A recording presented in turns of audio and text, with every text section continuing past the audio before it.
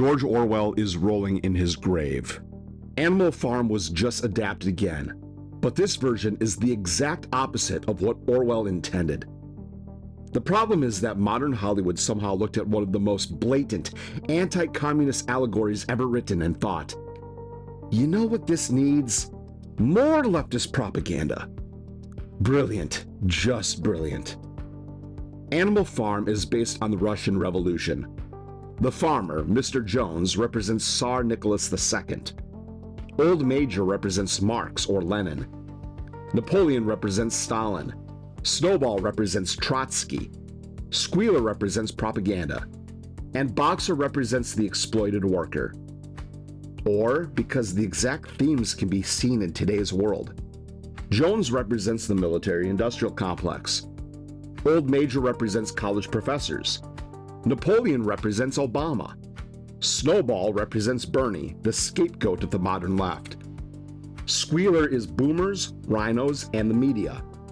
And Boxer represents millennials, only we are far more dangerous because we excel at critical thinking and questioning the narrative. There is another character, Molly, who is a prize mare, whom, supportive of the revolution, aches for her luxuries of sugar and wearing ribbons in her mane. When asked whether or not she will still have access to sugar in Animal Farm, Snowball tells her that she doesn't need sugar, and that she should just be content with all the oats and hay she can handle. You see, there is no room for any luxury under communism, no enjoyment of life. Just live within your means and live on ramen forever. Molly represents the modern woman, proudly voting for Democrats only to question why men no longer have any money to spend on her. Gee. The entire point of Animal Farm is that communism replaced one ruling class with another. That's it. Yet this adaptation desperately tries to turn Jones into capitalism. No. Jones represents the monarchy, and monarchy is not capitalist. The Russian Revolution overthrew the monarchy and replaced it with Soviet communism. Orwell was warning that the revolution became worse than the system it replaced. But modern Hollywood physically cannot process criticism of communism anymore, so the movie twists itself into pretzels trying to imply, well, communism would have worked if not for a few bad actors. No, that is exactly the lie Orwell was exposing. The pigs becoming tyrants is not a bug in the system. It is the system. Because communism always centralizes power, and centralized power always creates elites. Every single time. That's why the pigs separate themselves from the other animals. That's why they rewrite rules. That's why they become indistinguishable from humans by the end. Not because of a few bad apples, but because the ideology itself inevitably creates a ruling class. And Orwell tells you this immediately. Old Major literally describes a world where the animals work themselves to death while owning nothing. Sound familiar? Millennials understand this instinctively. Go to college, take on the debt, work the internship, work Sundays, work overtime, delay marriage, delay children, delay life. And then afterwards, we're blamed for being exhausted. Old Major even describes animals working themselves to death without ever having children. Gee, imagine if somebody already made an entire video commentary about that exact topic. If you haven't seen it yet, click here. And then there's Moses the Raven and Sugar Candy Mountain. Moses represents religion, specifically Christianity in the allegory. And notice this, the pigs hate him. Because communism hates competing authority structures. Sugar Candy Mountain, Moses explains, is where the working class of animals all go after death. Every day in Sugar Candy Mountain is Sunday, meaning every day is filled with rest. The food that is so heavily lacking under the communist conditions of Animal Farm is vast and abundant. Sugar Candy Mountain is heaven. Communism does not want loyalty to God, it wants loyalty to the party. And yet Orwell also shows something fascinating. Suffering people naturally search for meaning beyond the system hurting them, which feels very familiar today. Millennials have increasingly been forced to work Sundays, work overtime, work constantly just to survive. And then afterwards, we got lectured for abandoning faith by the very people who built the system, forcing us into endless labor. And now suddenly everyone is pretending that there's some massive spiritual revival among Gen Z, the generation who absolutely refuses to play the same boomer games millennials were forced to, refusing to work nights and weekends, or to even work at all, instead favoring to live life. Maybe people return to faith when institutions stop offering hope. Maybe people search for something higher when the system itself fails them. Because one of the most haunting lines in the early chapters is this: "There is nothing one of us owns except his bare skin." Think about that line. There is nothing one of us owns except his bare skin. You will own nothing and be happy. This movie accidentally proves Orwell right despite trying not to, because this adaptation completely rewrites Jones. In the book, Jones represents monarchy. This version, Jones is basically rewritten into some drunken loser who loses the farm because he misses mortgage payments, while Glenn Close plays some sort of cartoonish Black Rock-style corporate landlord trying to seize the property. And again, that is not capitalism. That is monopoly power masquerading as capitalism. Glenn Close plays Pilkington, who in the book is just another farmer on the side of Jones, who represents the British Empire. A third farmer in the book, Frederick, represents Hitler. As Frederick and Pilkington feud against each other, they neglect to unite against the communist threat of Animal Farm, and so Napoleon, representing Stalin, is able to price gouge the price of timber. Despite what boomers and voters of Kamalama Lama Ding Dong and the beta males at the Daily Wire say, price gouging is communist. It reminds me of how boomers rage against millennials and ignored the fact how rent has doubled in the last 15 years. Fun! This adaptation cuts all of this because that would clearly imply that communism is a greater threat than fascism, which it is. So they spin Pilkington into an evil capitalist the character never was in the first place, and they do so poorly. At one point, Pilkington actually says, "Goodbye to the last piece of land I don't own." Oh, so you mean like a monopoly? You mean the exact opposite of a free market? What happens when faceless corporations buy all the property in a community? What happens when there's no competition, no alternatives, no choices? Well, then the landlord charges whatever they want. Ask a millennial sometime, we'll be glad to tell you all about it. That is not a healthy free market. That is feudalism with smartphone apps. And honestly, It's a Wonderful Life understood this decades ago. Mr. Potter was never some sort of evil capitalist. He's what millennials deal with now. Massive ownership consolidation while ordinary people become permanent renters.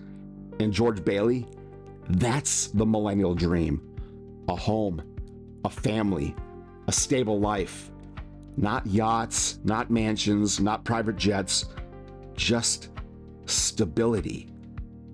But increasingly, even that feels unattainable. This isn't even the first time Hollywood has accidentally undermined its own anti-capitalist messaging, or even on Broadway. Take Urinetown, a supposedly anti-capitalist musical where the villains charge people to urinate during a drought. Except the capitalists there aren't really capitalists either. They control the entire resource supply with no competition. Again, monopoly power. Then the revolutionaries overthrow them, and society completely collapses anyway. Because Orwell understood something modern Hollywood refuses to admit. You cannot build a functioning society purely on resentment. Eventually, reality shows up. Resources matter. Production matters. Incentives matter. Communism promises equality, then reality sends the bill. And inevitably, whenever you criticize any of this, somebody always says, "But George Orwell was a socialist." Okay, and people become disillusioned. Orwell watched revolutionary ideology promise equality, and yet all it did was produce a new aristocracy. That is the point of Animal Farm. And honestly, how is this any different from somebody like Bill Maher? Maher spent decades aligned with the modern left, and now increasingly sounds horrified by what that movement became.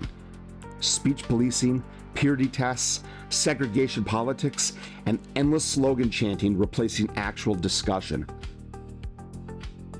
I would just like to say, if you're one of these people, and there's many in this country who watched that and was disappointed the president wasn't killed, see, they're laughing at that, you're not a good person. Or a smart person. But definitely not a good person. People absolutely become alienated from movements they once supported. That's not hypocrisy, that's pattern recognition. This version adds a character named Lucky, Napoleon's adopted son, a character who does not exist in Orwell's book. And what does Napoleon tell him? It's not your place to be in the dirt with the others, son. That right there is the entire worldview Orwell was criticizing. An elite class insulating its children from the hardship imposed on everyone else. Rules for thee, not for me. And honestly, this is why art matters. Because while so many self-proclaimed conservatives mock movies and storytelling as bread and circuses, the left captures the institutions, rewrites the narratives, repackages ideology for children, and reshapes culture itself. And then these same people act shocked when younger generations absorb these messages. Why is this version of Animal Farm marketed towards Gen Alpha? Because the message is obvious. It's not the corrupt institutions, it's not the monopolies, it's not the evil landlords that are causing your parents to suffer. No, it's capitalism. That is the lesson they want absorbed. Then people wonder why younger generations increasingly hate a system that we were never actually allowed to participate in. Take this comment right here, a perfect little squealer. Apparently, YouTube creators should simply be grateful for the privilege of generating labor for the platform while expecting nothing in return. YouTube runs the website. You're not entitled to money. You only have 94 subscribers. Translation? Who are the workers to expect compensation for labor? Who are the common animals to ask for a share of what they produce? That is exactly the mentality Orwell warned about. The workers generate the value, the pigs take the surplus, then Squealer explains why this arrangement is actually fair. Different farm, same pigs. You can hear the contempt immediately. You hear that, guys? We're losers. Yeah, we have the degrees and need to work manual labor and have a part-time job and 4 side hustles to break even. And then if we dare to try to do YouTube on top of all of that, because everything else has been made deliberately unstable by those in charge, we are losers. We are worthless. Right. I remind you again that that was 94 subscribers in 23 days, by the way, so thank you very much for that. It's interesting how the system demands endless productivity from millennials right up until the moment millennials attempt ownership or independence outside of institutional approval. Because the system does not want owners. It wants dependency. Permanent renters, permanent workers, permanent consumers, animals who produce, never animals who actually own the farm. Millennials know this instinctively, which is why Boxer hits us so hard. Boxer is the millennial generation. Work harder, sacrifice now, your time will come, and after decades of loyalty, no house, no family, no stability, no retirement, just exhaustion. I will work harder. That is Boxer. And like Boxer, millennials were never really meant to own anything, only maintain it, only carry it, only pulled the cart until collapse. We were trained to become economic mules, strong enough to work, productive enough to sustain the system. Strong enough to work, productive enough to sustain the system, but increasingly unable to afford marriage, children, homes, or permanence. A mule works. A mule carries weight, but a mule does not reproduce. Meanwhile, Squealer constantly gaslights everyone. The economy is strong. Things are better than ever. That's not what the rules said before. There's literally a sheep in this movie screaming, "That's not what it said before! Does no one remember? Am I losing my mind?" Which perfectly summarizes modern political discourse. At one point, Napoleon says, "You guys love a chant." Yes, they do. Because slogans replace critical thought, and the film accidentally reveals yet another truth too: segregation. The pigs separate themselves from the other animals while still screaming about equality. Everybody divided into categories, identity groups, protected classes, victim classes, all while claiming unity. And here's the irony. The movie accidentally stumbles into a genuinely capitalist idea at the very end with the following line: "Work hard for your friends, not because you have to, but because you choose to." Exactly. Choice. Voluntary exchange. That is the foundation of capitalism. Communism does not produce this. Communism demands sacrifice for the collective. Communism promises equality and produces elites every single time.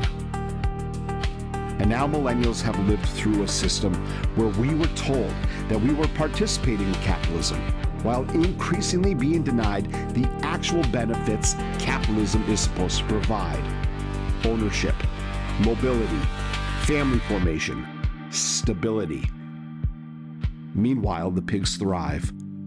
The farmhouse is full. But at least Boxer finally made it to Sugar Candy Mountain. For the rest of us, it's not our time yet. We're still outside, pulling the cart.